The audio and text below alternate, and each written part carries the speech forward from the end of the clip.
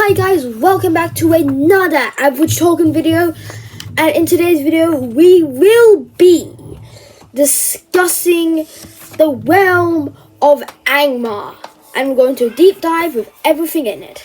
Okay, let's get started. The Witch King.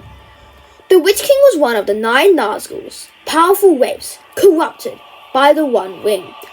Before his fall, he was a king of Numenor, a once mighty island that had succumbed to the Ring's influence. The Witch King's arrival in Middle-earth. The Witch King arrived in Middle-earth with the other Nazgul, seeking to establish their dominion. He eventually settled in the north, founding the realm of Angmar. As the leader of the Nazgul, the Witch King possessed immense power. He was capable of controlling the undead, using dark magic, and even challenging the greatest heroes of Middle-earth. His fearsome Morgul blade was said to be able to inflict a wound that could not be healed, and its touch could be undeath. Section 2. The founding of Angmar. Angmar was established as a stronghold for evil forces, a place from which the Witch King could launch attacks on the free peoples of the north.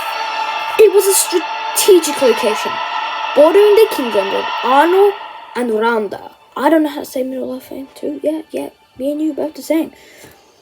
Over time, Angmar grew in power and influence. The Witch King gathered an army of orcs, trolls, and other devious dark creatures, just like your grandmother. I know, she said something about my car. To serve him. He also corrupted the people of Randa, turning them against his own king. Angmar's influence extended far beyond its borders, as the Witch King sought to destabilize the entire north. Key battles of Angmar. The Battle of Fornost. This was the most decisive battle in the history of Angmar. The forces of Gondor, Rohan, and the remnants of Arnor united to confront the Witch King and his army. The battle was fierce and bloody, with both sides suffering heavy losses. The Witch King mounted on his fell beast and led the charge against the allied forces, but he was ultimately defeated by the combined might of the free people. The victory at Fornost marked the end of Angmar's reign of terror and a turning point in the war against evil. The Siege of Rebetop. Before the Battle of Fornost, the Witch King led an attack on Rebetop, a hill overlooking the Old Forest. The Fellowship of the Ring was caught in the ambush, and Frodo Baggins was wounded by the Morgul blade. This event set the stage for the Crest to destroy the Royal Meat, and marked the beginning of the Witch King's pursuit of the hobbits. Raids on Rivendell. Angmar launched several raids on Rivendell, the home of Elrond, half-elven. These attacks were intended to disrupt the elven forces and prevent them from aiding the free people. However, the elves of Rivendell were skilled warriors, and they managed to defend their home. The elves' defense of Rivendell was demonstrated their courage and determination, and inspired hope in the hearts of the free people. Skirmishes in the ranges of the north. Throughout its history, Angmar engaged in numerous skirmishes with the ranges of the north, the descendants of the Duodine. These battles were often fought in the remote and rugged lands of the north, where the Rangers had a tactical advantage.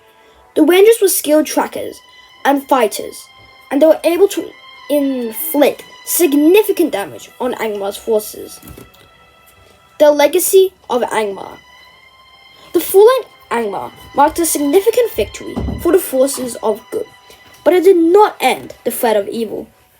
The One Ring still remained a powerful force of darkness, and the War of Ring was far from over. However, the defeat of the Witch King and the end of Angmar's reign of terror provided much-needed respite for the free peoples of Middle-earth. The legacy of Angmar serves as a reminder of the dangers that can arise when darkness is allowed and unchecked. The Witch King's reign of terror was a dark chapter in the history of Middle-earth, but it also demonstrated the power of unity and courage. The victory at Foremost showed that even in the face of overwhelming odds, hope can prevail. Angmar was a formidable enemy, but it was ultimately defeated through the combined efforts of the free people of Middle-earth. The battles fought against Angmar were a testament to the courage and determination of those who stood against evil.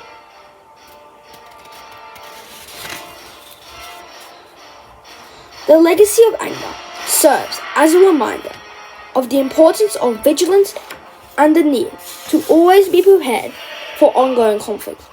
That's all today, wise folk. Wise folk of Middle-earth, and make sure to like and subscribe. Goodbye. Have a great